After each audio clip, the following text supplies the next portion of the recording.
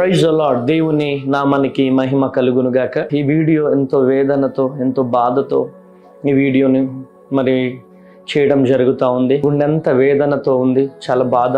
మరి గత వారం గోదావరి నదిలో ఒక బాబుని కాపాడడానికి వెళ్ళి మరొక 7 మరి చనిపోవడం అనేది జరిగింది, మనందరికి తెలుసు. వారిలో ఆ 8 మందిలో మరొక 2 దైవ సేవకులు, మౌంట్ మౌరియా మినిస్ట్రీస్ వ్యవస్థాపకులు, దైవ సేవకులు రఘుయేల్ గారి కుమారులు క్రాంతి కిరణ్, అదే విధముగా పాల్ అభిషేక్, 2 కూడా ప్రభు నన్ను నిద్రించడం జరిగింది. ప్రియమైనటువంటి దేవుని జనాంగమా, సో ఎంతో అల్లారు ముద్దుగా పెంచినటువంటి బిడ్డలు, ఎంతో ప్రేమతో పెంచినటువంటి బిడ్డలు, చేతికొచ్చినటువంటి బిడ్డలు మరి ఆ గోదావరిలో చనిపోయిన సంఘటన మనందరికీ తెలిసిందే. నిజంగా వాళ్ళిద్దరూ ఇంత పెద్ద పిల్లలు చనిపోయినప్పుడు ఆ దైవ సేవకుని మాటలు విన్నప్పుడు ఎంతగానో నేను బలపరచబడ్డాను, ఎంతగానో ఆత్మీకంగా ఎదిగాను. ప్రియమైనటువంటి దేవుని జనాంగమా, ఆ దైవ సేవకుడు చెబుతున్నటువంటి మాటలు ఏంటిదంటే, కీబోర్డ్ ఫ్లాడ్ ప్లే చేస్తారు. దేవుడు దర్శనం చూపించాడంట. ఏమనంటే, ఇక్కడ ఆరాధన చేయడానికి, సో ఫ్లాడ్ ప్లే చేయడానికి, కీబోర్డ్ ప్లే చేయడానికి ఇక్కడ సో కొంత కొదువుగా ఉన్నారు కనుక నీ బిడ్డలను నేను తీసుకెళ్తున్నాను. గొప్ప ఆరాధికులు గనక పరలోకంలో ఆరాధించడానికి వారిద్దరిని తీసుకెళ్తున్నానని చెప్పి ఆ దేవుడు వారితో మాట్లాడారని చెప్పి ఆ సేవకుడి నోటి నుండి వచ్చినటువంటి మాట నన్ను ఎంతగానో నిజంగా రోమాలు నెక్కబుడిసాయి. ప్రియమైనటువంటి దేవుని బిడ్డ, గూస్ బంప్స్ వచ్చేటువంటి మాటలు అవి.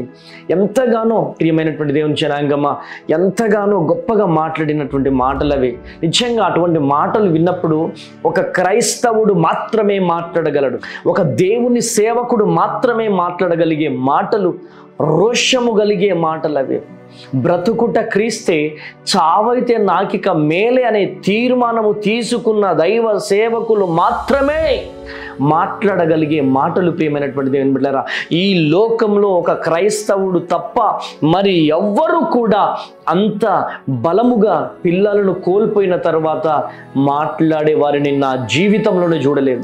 ఆయన మాటలు విన్నప్పుడు నేనెంతగానో బలపరచబడ్డా, నేనెంతగానో నాకున్న కష్టాలు ఎంత, వాళ్ళకున్న వేదనలో నాకున్న బాధలు ఎంత అని చెప్పి నేనెంతగానో బలపరచబడ్డాను. ప్రియమైనటువంటి దేవుని జనాంగమా, ఈరోజు తెలుగు 2 రాష్ట్రాలలో ఉన్నటువంటి ప్రజలందరూ కూడా ఆయనను చూసి చాలా నేర్చుకోవాలి.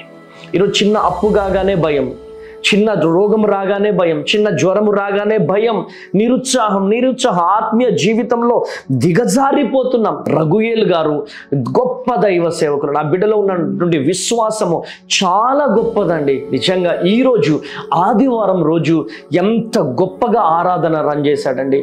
సో కొంచెం కూడా బాధ సంఘం ముందు కనపరచకుండా, గుండెలో వేదనున్న, గుండెలో బాధున్న, గుండెలో ఎంత వేదనున్న మందిరంలో రోషం కలుగు వాక్యం చెప్పాడండి. అంత గొప్ప దైవ సేవకులు. ఒక క్రైస్తవులకు మాత్రమే ఆ రోషం ఉంటుంది, ఒక క్రైస్తవులకు మాత్రమే ఆ బలం ఉంటుంది. ప్రియమైనటువంటి దేవుని జనాంగమా, ఎస్, నేటి తరం యోబులాగా కనపడుతున్నాడు. నాకు నేటి తరం యోబులాగా కనపడుతున్నాడండి. నిజంగా ప్రియమైనటువంటి దేవుని జనాంగమా, అటువంటి సేవకులు లెగాలి.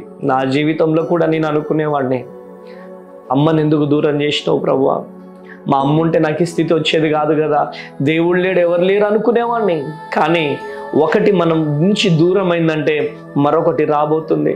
నేను నమ్ముతున్నాను. ఆ సేవకుని గురించి ప్రార్థన చేస్తున్నప్పుడు దేవుడు నాకు ఇచ్చినటువంటి ప్రత్యక్షత ఏంటిదంటే, అద్భుతమైనటువంటి రీతిలో మహిమలో నుంచి అధికమైనటువంటి మహిమ, కృపలో నుంచి అధికమైనటువంటి కృపలోకి ఆ బిడ్డలను, ఆ సంఘాన్ని దేవుడు తీసుకెళ్ళబోతున్నాడు. కనుక దేవుడు యోబును జ్ఞాపకం చేశాడు. ఈ దైవజనుడు రఘుయేల్ గారు నేటి తరం యోబు.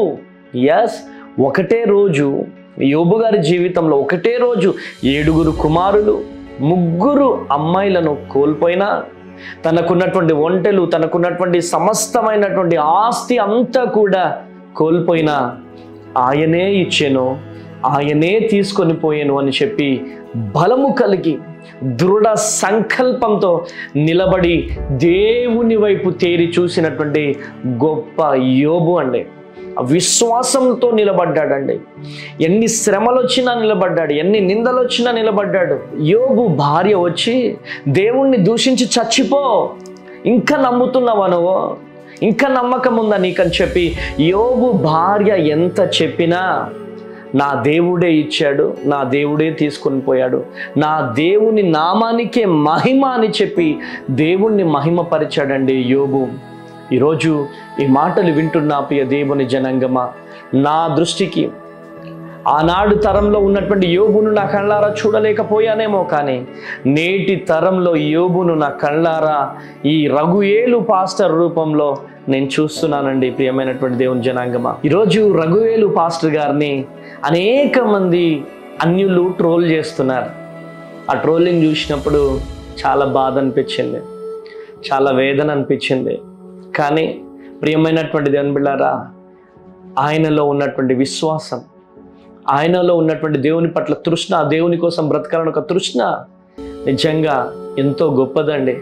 అటువంటి దైవ సేవకుల్ని కలిగి ఉన్నటువంటి ఆ సంఘ బిడ్డలు కూడా చాలా అదృష్టవంతులు. ప్రియమైనటువంటి దేవుని జనాంగమా, కనుక అటువంటి సేవకుల కొరకు మనము భారము కలిగి ప్రార్థన చేయవలసిందిగా ప్రభువు పేరిట మనవి చేస్తున్నాం. మనకు శ్రమలు వస్తుంటాయి, అవమానాలు వస్తుంటాయి, కష్టాలు వస్తుంటాయి. వాటన్నిటి బట్టి మనం కుంగిపోవడానికి వీలు లేదు. ఇటువంటి రఘుయేలు పాస్టర్ గారు లాంటి వారిని మనం ఆదర్శంగా తీసుకొని అనేకమైనటువంటి శ్రమలను జయించాల్సిందిగా ప్రభువు పేరిట నేను మనవి చేస్తున్నాను. యెహెజ్కేలుతో దేవుడు అంటాడు, నీ భార్యను నేను తీసుకెళ్ళిపోతాను.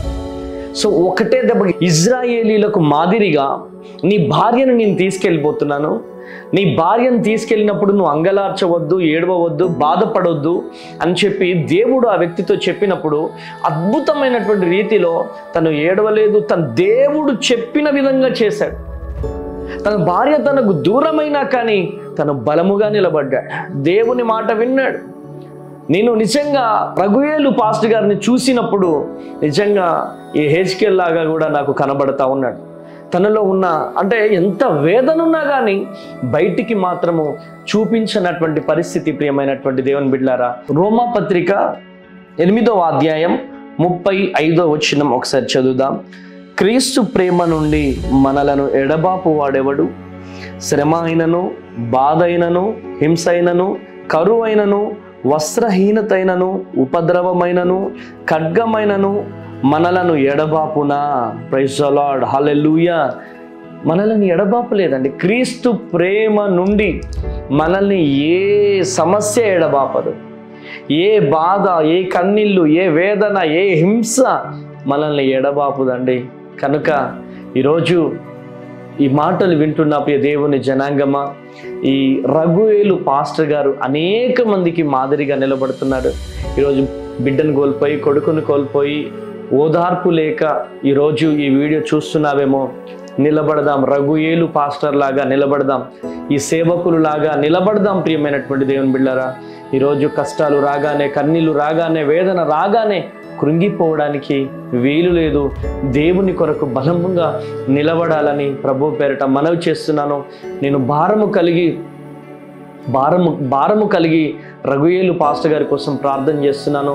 వారి కుటుంబం కోసం, కుటుంబ ఓదార్పు కోసం, ఆ కుటుంబాన్ని దేవుడే ఆదరించాలా, దేవుడే వారిని మరి తల్లిగా, తండ్రిగా నిలబడి ఆ కుటుంబాన్ని, ఆ పరిచర్యను నడిపించాలని నేను మనస్ఫూర్తిగా కోరుకుంటున్నాను. ప్రియ దేవుని జనాంగమా, చివరిగా నేను ఒక మాట చెప్తున్నానండి. యోబు పిల్లల్ని కోల్పోయాడు, ఆస్తిని కోల్పోయాడు, తనకున్నదంతా కోల్పోయాడు, ఆరోగ్యం కోల్పోయినాడు, అంతా కోల్పోయినాడు. కానీ విశ్వాసంతో నిలబడడం ద్వారా అద్భుతమైనటువంటి రీతిలో కోల్పోయిన దానికంటే రెండంతలుగా దీవెనలు పొందుకున్నాడు. మరి యోబు ఏ విధంగా అయితే రెండంతలుగా దీవెనలు పొందుకున్నాడో అదే విధముగా మరి ఈ రఘువేలు పాస్టర్ గారు పరిచర్య, రఘువేలు పాస్టర్ గారు రెండంతలుగా దీవించబడును గాక, వారి పరిచర్య పూత పట్టును గాక. మరి రెండంతల దీవెనలు కోల్పోయిన దాని కంటే రెండంతలుగా దీవెనలు నా దేవుడు వారి కుటుంబం పైన, వారి పరిచర్య పైన కుమ్మరించును గాక. కనుక ఈ రెండు తెలుగు రాష్ట్రంలో ఉన్నటువంటి ప్రజలారా, ఆ కుటుంబం కొరకు, ఆ కుటుంబ పరిచర్య కొరకు ప్రతి ఒక్కరూ ప్రార్థన చేస్తారని నేను మనస్ఫూర్తిగా కోరుకుంటున్నాను. చిన్న ప్రార్థన మనమందరం కలిసి ప్రార్థన చేద్దాం.